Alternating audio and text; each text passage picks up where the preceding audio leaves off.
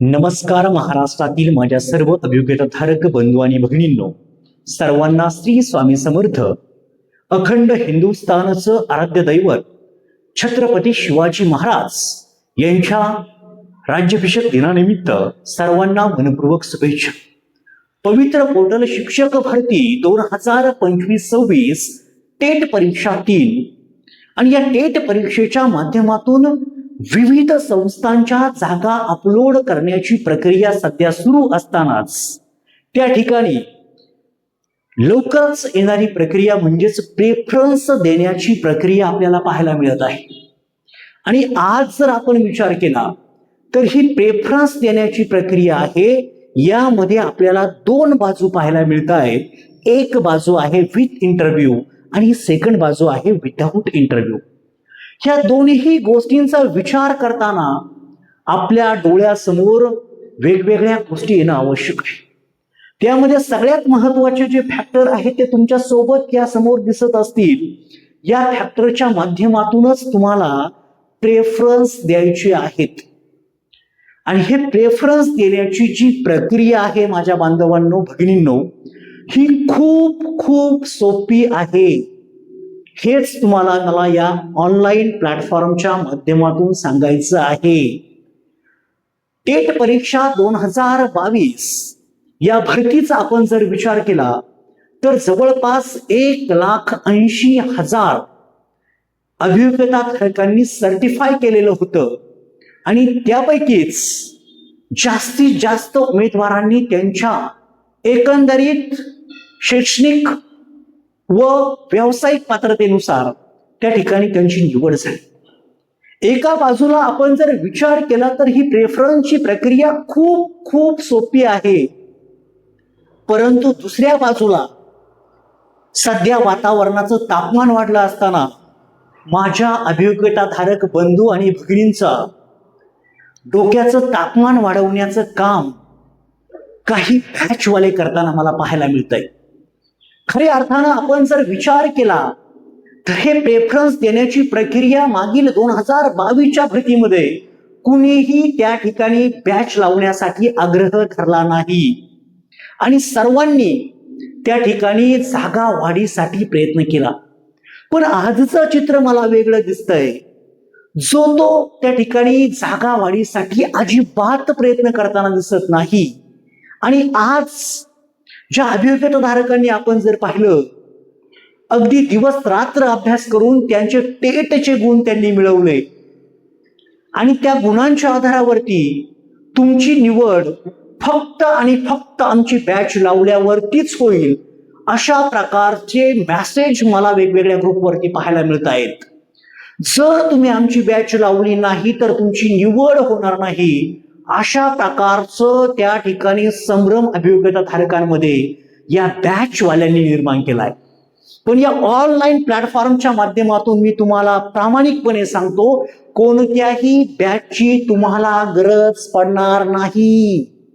आज जर पाहिलं आपण 2022चे अभियोग्यताधारक, तुम्ही कोणत्याही अभियोग्यताधारकाला विचारा, त्याला सांगा की अशा पद्धतीने मला प्रेफरन्स आले, तुम्हाला मोफत मार्गदर्शन हे 2022चे अभियोग्यताधारक करतील, 100% करतील.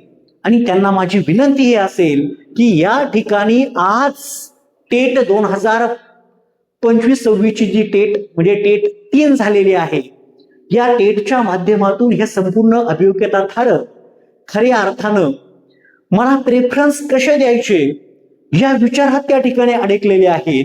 परंतु माझं सांगणं तुम्हाला आहे, ज्यांनी वर्षभर तुम्हाला त्या ठिकाणी पाहिलं तर आम्ही अशा पद्धतीने काम केलंय, आम्ही तशा पद्धतीने काम केलंय, माझ्या संघटनेने असं केलंय, माझ्या संघटनेने तसं केलंय, आणि या स्वयंघोषित संघटनेच्या अध्यक्षांनी काय केलंय, आज बॅच चालू केलीये. खऱ्या अर्थानं आजच्या टप्प्यावरती आपण जर विचार केला तर आज या अभियोग्यताधारकांना त्या ठिकाणी तुमच्या मदतीची गरज असताना तुमच्या संघटनेच्या नावाप्रमाणे तुम्ही काम करताय का, हा माझा ओपन प्रश्न तुम्हाला त्या ठिकाणी आहे. की स्वतःच्या स्वार्थापोटी तुम्ही संघटना तयार केल्या आणि आज अभियोग्यताधारकांना माझीच बॅच घ्या अशा प्रकारचं तुम्ही उद्बोधन देताना तुम्हाला थोडंफार तुमच्या मनाला विचारलं पाहिजे.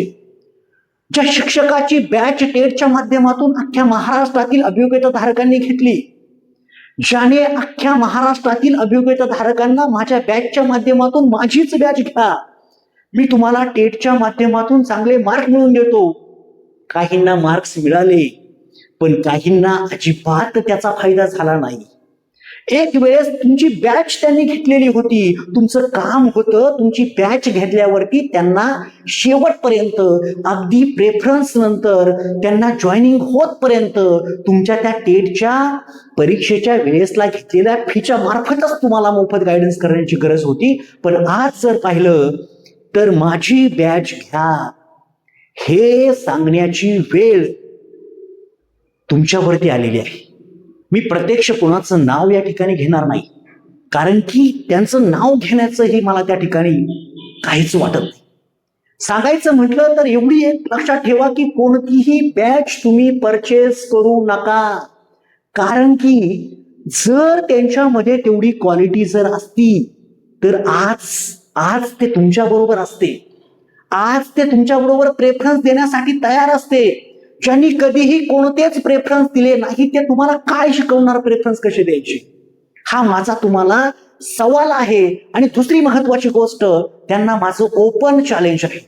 ओपन चॅलेंज आहे. तुम्ही म्हणता ना माझ्याकडे बॅच लावा, मी तुमचं काम करून देतो, तुम्हाला आहे का गॅरंटी? तुम्हाला गॅरंटी आहे का? एखादा 100 मार्काचा कॅन्डिडेट आहे, त्याला तुम्ही 100% सिलेक्ट करून देणार का, असा माझा प्रश्न आहे तुम्हाला. तुम्ही म्हणता ना माझ्याकडे खूप एज्युकेटेड पीपल आहेत, माझ्याकडं शिक्षणाधिकारी टाईप अधिकारी असणारे अधिकारी आहेत, असंही एका ठिकाणी मला पाहायला मिळतंय. काय चाललंय हे? काय चाललंय? मी अभियोग्यता धारकांना या ठिकाणी स्पष्ट सांगतो, ज्या वेळेस प्रेफरन्स जनरेट होतील, जवळपास तुमच्या क्वालिफिकेशन नुसार कमीत कमी तुम्हाला 200+ प्रेफरन्स असतील. जास्तीत जास्त ज्याचं क्वालिफिकेशन 1 ते 12 आहे त्याला जवळपास 1000 प्रेफरन्स असतील. त्या ठिकाणी तुम्हाला कोणच डिटेल मध्ये त्या ठिकाणी गायडन्स करणार नाही. हे माझं वाक्य लिहून घ्या, हे माझं वाक्य तुम्ही लिहून घ्या. कारण की त्या मागचं सगळ्यात महत्वाचं कारण म्हणजे तुमच्याबद्दल त्याला तेवढी डिटेल माहिती पाहिजे ना. तुम्ही विचार जर केला तर तुमच्या समोर हे सगळ्यात महत्वाचे फॅक्टर आहेत. त्या फॅक्टर विषयी कोणालाच माहित नाही, ते मी तुम्हाला ओपनली सांगतोय. आणि माझा मानस त्याबद्दल असा आहे की तुमची बॅच मी चालू करणार नाही. काल एका माझ्या भगिनीने मला त्या ठिकाणी मेसेज केला, जिला 142 मार्क्स आहेत. सर मला तुमच्याकडे बॅच लावायची आहे. आतापर्यंत 25+ विद्यार्थ्यांनी मला मेसेज केला की सर मला तुमची ज्या व्हिडिओ आहे त्या व्हिडिओ पाहून मला तुमच्याकडेच बॅच लावायची आहे. माझ्या सर्व बंधू आणि भगिनींना सांगेल, मी बॅच चालू करणार नाही. माझा मानस असा आहे की माझा प्रत्येक अभियोग्यता धारक त्या ठिकाणी अशा पात्रतेचा झाला पाहिजे की त्याला बॅच लावण्याची गरज न पडता आणि प्रेफरन्सच्या वेळी तो स्वतः कॅपेबल झाला पाहिजे. या मताचा, या विचाराचा मी माणूस आहे. तिथं तुम्ही दुसऱ्यावरती अवलंबून राहू नका. तुम्हाला मी स्वतः सांगतो तुम्हाला की 1 ते 5 साठी, 6 ते 8 साठी, 9 ते 10 साठी आणि 11-12 साठी प्रेफरन्स कसे जनरेट करायचे. मी तुम्हाला एक व्हिडिओ दिला A to Z प्रोसेसचा, 1 ते 12 साठी दिला, आता सेपरेट देणार आहे. आणि मी सांगतो जे प्रेफरन्स देण्याची मेथड मी तुम्हाला सांगतोय ना, त्याच्या व्यतिरिक्त चांगली मेथड कुणीही मला दाखवून द्यावी. हे त्यांना ओपन चॅलेंज असेल, हे त्यांना ऑनलाईन माझं ओपन चॅलेंज असेल. कारण की आम्ही 20 इंटरव्ह्यू तर दिलेच, परंतु 2-3 भरतींमध्ये आम्ही सुद्धा होतोच ना. आम्ही आमचा अनुभव तुम्हाला देणार आहे. आम्ही ज्यांनी जे त्या प्रक्रियेत उतरलेच नाही ते तुम्हाला काय देणार आहेत. कशाला बॅच लावता, कशाला, ज्याची गरज नाही त्याच्या माध्यमातून तुम्ही त्याच्यामध्ये अडकून राहू नका. आणि त्या सर्व संघटनावाले जे आहेत कार्यकर्ते, ते बॅचवाले कार्यकर्ते आहेत, त्यांना माझी एक नम्र विनंती असेल, तुमच्या या मेसेजमुळं जो अभियोग्यता धारकांमध्ये संभ्रम निर्माण झालाय, तुम्हाला माझी विनंती असेल की हा जो संभ्रम आहे तो प्लीज वाढवू नका. ज्या गोष्टीला कशाचीच गरज नाही त्या गोष्टीला तुम्ही काय म्हणताय की तुमची नोकरी जाईल. तुम्ही अभियोग्यता धारकांच्या मानसिकतेशी खेळत आहात. या गोष्टीचं थोडंसं गांभीर्य बाळगा आणि तुमच्या संघटनेला जी नावं दिलेली आहेत त्या संघटनेच्या नावाप्रमाणे खरं आपण वागतोय का याचं आत्मपरीक्षण करा. ज्या छत्रपती शिवाजी महाराजांनी जनतेसाठी स्वतःचा जीव पणाला लावला, ज्यांनी आपल्या जनतेला खऱ्या अर्थानं तुमच्यासाठी मी सर्वस्व देईल अशा म्हणणाऱ्या छत्रपती शिवाजी महाराजांच्या नावावरती तुम्ही चालता आणि त्या ठिकाणी बॅच लावा अशा प्रकारचं आव्हान या अभियोग्यता धारकांना खऱ्या अर्थाने करताय. ही माझ्या दृष्टीने खूप चुकीची गोष्ट आहे. माझी विनंती तुम्हाला असेल अभियोग्यता धारकांना, तुमची निवड फायनल निवड मी सांगतो कशावरती होणार आहे आणि प्रेफरन्स देताना तुम्ही कोणालाच विचारू नका. तुमचं कुटुंब लक्षात ठेवा, तुमचे प्रेफरन्स तुमच्या मार्क्स वरती जनरेट होतील. विदाऊट इंटरव्ह्यूला तुम्हाला प्रेफरन्स देताना कोणाचीच गरज पडणार नाही, कारण की तुमच्या मार्कांवरती तुमचं सिलेक्शन होणार आहे. पहिली मेथड मी सांगतो विदाऊट इंटरव्ह्यूची. इथे जर पाहिलं तर तुमचा आवडता जिल्हा, ठिकाण आणि तुमच्या कुटुंबाचा विचार तुम्ही करणार आहात. ह्या गोष्टी तुम्ही आता तुम्हाला वाटत असेल मी लांब जाणार आहे, ठीक आहे, मान्य करतो मी तुम्हाला, पण या ठिकाणी या गोष्टींचा विचार करून होणार आहे. त्यानंतर तुमची कॅटेगरी खूप मॅटर करणार आहे. तुमची कॅटेगरी किती आहे आणि दुसरी गोष्ट म्हणजे तुमचा विषय, तुमचा गट कोणता आहे, 1 ते 5, 6 ते 8, 9 ते 10 की 11 ते 12 हे त्यामध्ये महत्वाचं आहे. तुमचं समांतर आरक्षण मध्ये तुम्ही मोडता का, समांतर आरक्षणाच्या जागा किती आहेत, या सगळ्या गोष्टींचा विचार होणार आहे आणि तिथे जागा किती आहे यावरती तुमचे प्रेफरन्स ठरणार आहेत. त्यामुळे माझी विनंती तुम्हाला असेल, ह्या सगळ्या गोष्टी तुम्हाला माहीत आहेत, तुम्हाला स्वतःला माहिती आहेत आणि त्या ठिकाणी या गोष्टीसाठी सगळ्यांनी प्रयत्न करण्याची आज गरज असताना, जागेसाठी प्रयत्न करण्याची गरज असताना त्या ठिकाणी माझीच बॅच लावा असे म्हणणारे कार्यकर्ते आज या महाराष्ट्रामध्ये लय झाल्याचं मला पाहायला मिळतंय.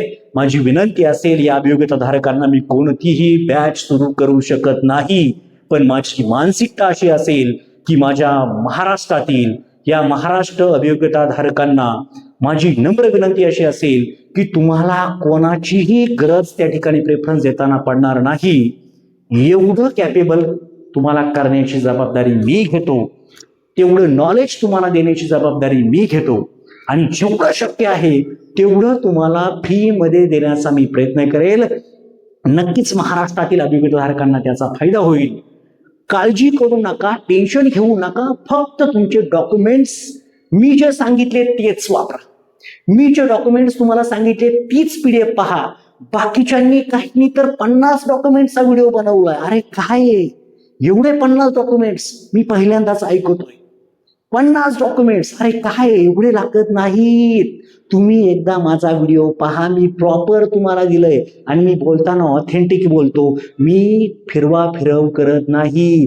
ज्या गोष्टीला 1 मिनिट, 2 मिनिट, 3 मिनिट, 4 मिनिटं लागतात त्याला मी तास तुमच्या सोबत वेळ घालवत नाही. ही माझी स्ट्रॅटेजी आहे. त्यामुळे ओपनली तुम्हाला सांगतो, काळजी करू नका, बिनधास मी तुमच्या सोबत आहे. कसे प्रेफरन्स द्यायचे, कशा पद्धतीने द्यायचे, या सगळ्या गोष्टी मी डिटेलमध्ये तुम्हाला सांगेल. आणि माझ्या 2022च्या अभियोग्यता धारकांना माझी विनंती असेल, प्लीज या बंधू आणि भगिनींना जेवढं शक्य होईल तेवढी मदत तुम्ही करा, फील करा. कारण की प्रेफरन्स देण्यासाठी बॅच लावण्याची गरज नाही. अगदी या महाराष्ट्रातला कितीही मोठा एक्सपर्ट असला तरी तो प्रॉपर कोणालाच सांगू शकत नाही की तू असंच करण, याच ठिकाणी जा. इथे तुम्हाला या सगळ्या गोष्टींचा विचार करावा लागतो. अशा मी सर्वांना अशी अपेक्षा करतो की तुमच्या सर्वांचं काम या भरतीमधून व्हावं आणि हे प्रेफरन्स देताना तुम्ही स्वतः कॅपेबल व्हावं, अशाही माझ्याकडून तुम्हाला शुभेच्छा असतील. तर सर्वांना खूप खूप अशा शुभेच्छा. All the best. Thank you so much.